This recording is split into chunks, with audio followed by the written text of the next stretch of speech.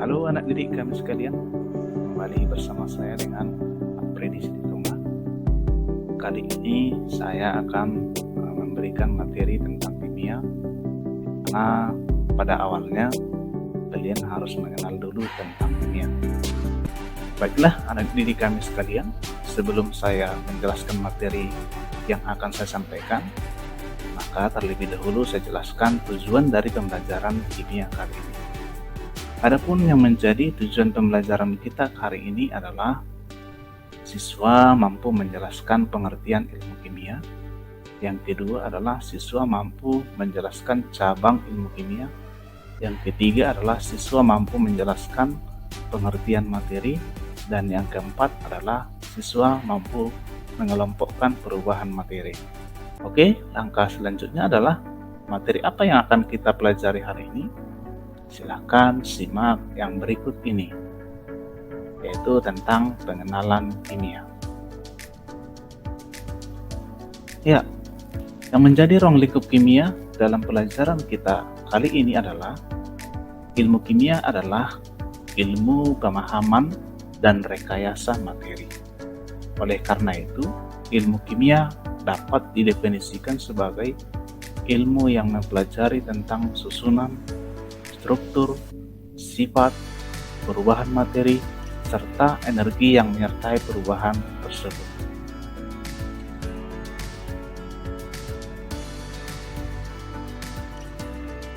Dalam ilmu kimia, kita akan mengenal nanti tentang apa itu senyawa, kemudian apa itu tentang materi. Untuk itu, dengarkanlah penjelasan saya tentang senyawa dan materi. Senyawa itu adalah perpaduan dari dua unsur atau lebih dengan komposisi tertentu. Unsur adalah zat yang paling dasar dan penyusun segala macam senyawa. Contoh, air merupakan senyawa yang tersusun dari dua jenis unsur, yaitu ada hidrogen dan oksigen. Mana rumus kimia dari air tersebut adalah H2O. Perhatikan pada struktur air berikut ini. Ada unsur O, ada unsur H, ada unsur H. Jadi ada unsur O1 dan ada unsur H-nya 2 atau hidrogennya.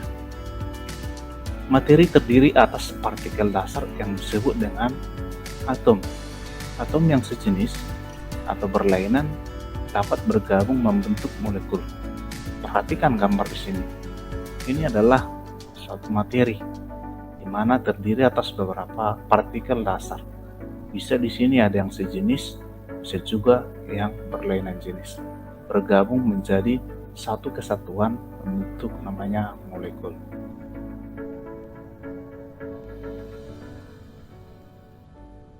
Ya, manfaat belajar kimia yang akan kalian peroleh pada pembelajaran kali ini adalah kalian akan mengetahui nanti apa yang sebenarnya manfaat dari kimia itu tersebut. Ada beberapa hal yang harus saya sampaikan, yaitu bahwa di dalam kimia kita akan mendapat manfaat seperti mengubah bahan alam menjadi produk yang lebih berguna untuk memenuhi kebutuhan kita. Material yang digunakan untuk berbagai produk memerlukan komposisi dan sifat khusus yang ditemukan oleh para ahli kimia. Contohnya adalah DDT. Ini adalah sesuatu yang tidak asing bagi kita. DDT ini adalah bahan aktif yang ada pada insektisida yang digunakan untuk memberantas nyamuk dan hama tanaman. Plastik dan CFC juga ternyata menimbulkan pencemaran lingkungan karena pembakaran plastik yang tidak benar akan menghasilkan senyawa dioksin namanya. Ini senyawa dioksinnya sangat beracun. Sedangkan CFC atau klorofluorokarbon dapat mengikis lapisan ozon bumi yang berguna untuk melindungi kita dari sinar ultraviolet matahari yang bisa menyebabkan kanker kulit. Inilah salah satu yang menjadi manfaat kita mempelajari ilmu kimia, di mana kita nanti akan bisa mengubah bahan alam menjadi produk yang lebih berguna untuk memenuhi kebutuhan kita. Lalu, bagaimana hubungan ilmu kimia dengan ilmu pengetahuan yang lainnya? Ilmu kimia disebut juga sebagai central science karena peranannya yang sangat penting di antara ilmu pengetahuan yang lain. Pemecahan masalah lingkungan, industri, kesehatan, umumnya itu memerlukan kimia. Nah, perhatikan di sini, di dalam bagian ini banyak sekali peranan ilmu kimia dengan ilmu yang lain. Salah satunya adalah di bidang kedokteran. Jadi kimia sangat berperan dalam ilmu kedokteran, karena di dalam mempelajari kimia ini, para dokter akan bisa menemukan resep yang tepat untuk mengobati seorang pasien. Demikian. Dan masih banyak lagi sebenarnya hubungan ilmu kimia dengan bidang lain. Contohnya itu fisiologi, toksikologi, farmakologi, biologi, dan masih banyak lagi. Kemudian bagaimana ilmu kimia itu bisa berkembang? Nah, pastinya para ilmuwan itu menggunakan metode-metode ilmiah yang dibuat dalam bentuk karya ilmiah, yaitu berupa produk dari proses pengumpulan data untuk menjawab pertanyaan guna memecahkan masalah. Ini disebutkan oleh Frenkel dan Walton. Bagaimana para ilmuwan membentuk suatu karya ilmiah untuk menjadi suatu karya sehingga berkembang, ya. Pastinya para ilmuwan tersebut atau para peneliti akan mengidentifikasi masalah terlebih dahulu. Ada masalah, kemudian masalah tersebut akan disusun dan diidentifikasi.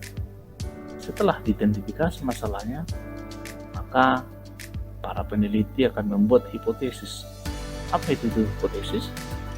Hipotesis itu adalah jawaban sementara yang diberikan oleh si peneliti sebagai hasil dari kegiatan penarahan berdasarkan kajian pustaka. Setelah itu kembali dilanjutkan dengan mengumpulkan dan menganalisis data.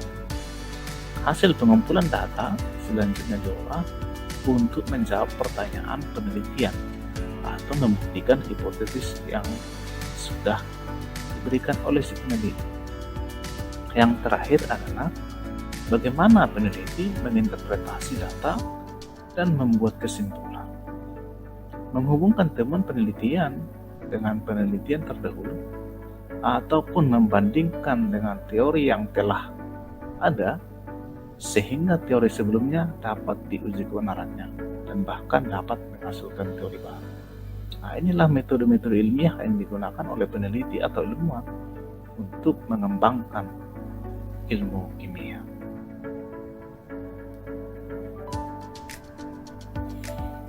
Oke, berikutnya adalah saya akan menjelaskan bagaimana pengantar ke laboratorium kimia.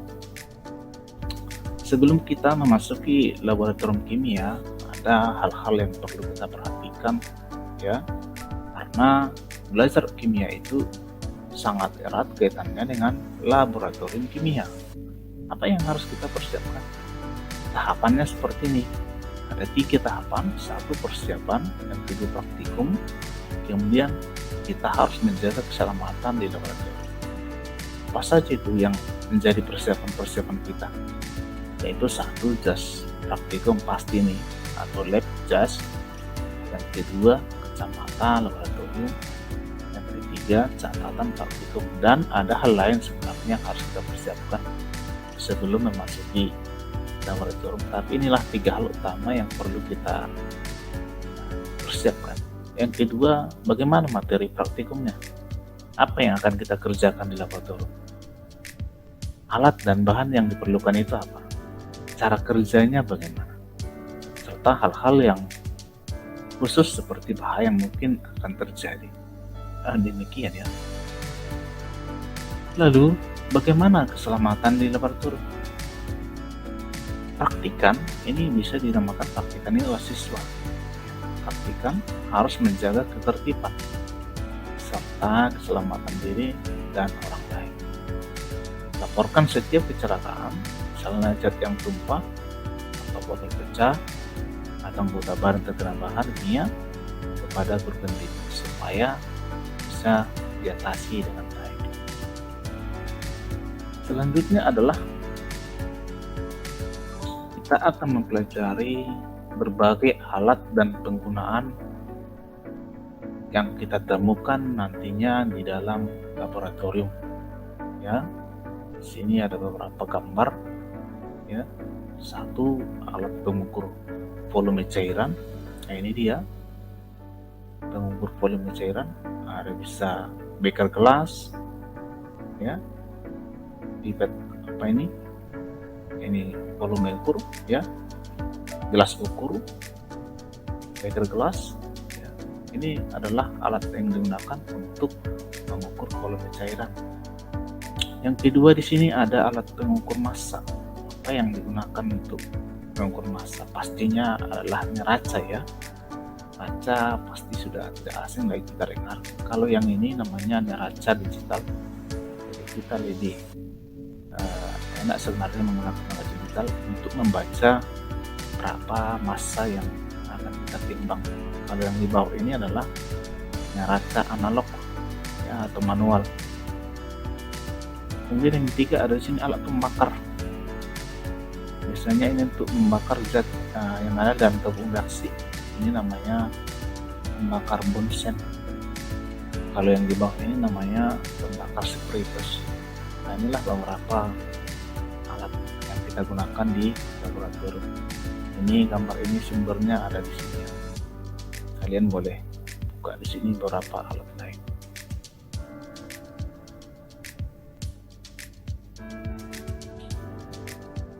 Lalu ada lagi alat pengukur suhu. Nah, ini pengukur suhu biasanya digunakan termometer, ya. Ada beberapa petunjuk larangan di sini dan juga penanganan limbah berbahaya. Ini petunjuk larangannya ada ini gambar ini. Ini namanya mudah terbakar. Kalau ada lambang seperti ini kita perhatikan pada botol zat, ya, di laboratorium kimia.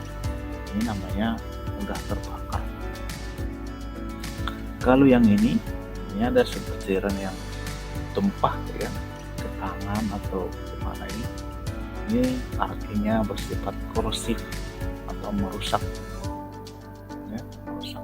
Kalau yang ini lambang ini biasanya bersifat artinya kode ini adalah beracun. Nah, kalau ini merusak lingkungan, bahan kimia yang relatif berbahaya sehingga memerlukan penanganan khusus, digolongkan itu sebagai bahan berbahaya dan beracun atau B3. Contoh simbol pada label bahan kimia ini. Selanjutnya kita akan mempelajari perubahan materi. Perubahan materi ini ada dua, ada perubahan fisika dan kimia. Ini di SMP ini sudah pernah pastinya dipelajari, ya, apa itu perubahan fisika dan perubahan kimia. Tapi pada intinya perubahan fisika itu adalah perubahan yang tidak disertai terbentuknya zat baru. Nah, ini biasanya perubahan pada sifat-sifat fisik zat. Contohnya mencair, membeku, menguap, dan lain-lain. Kemudian kalau dia perubahan kimia, yaitu perubahan yang ditandai terbentuknya zat baru dan perubahan bersifat tetap. Contohnya berkarat, ya. Besi berkarat ini adalah satu perubahan kimia. Adanya reaksi kimia di sini antara besi dengan air atau cairan asam, ya. Pembakaran juga, ya.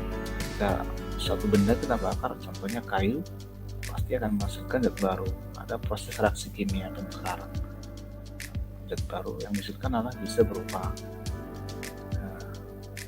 abu, seperti itu, atau yang berubah menjadi arang atau karbon.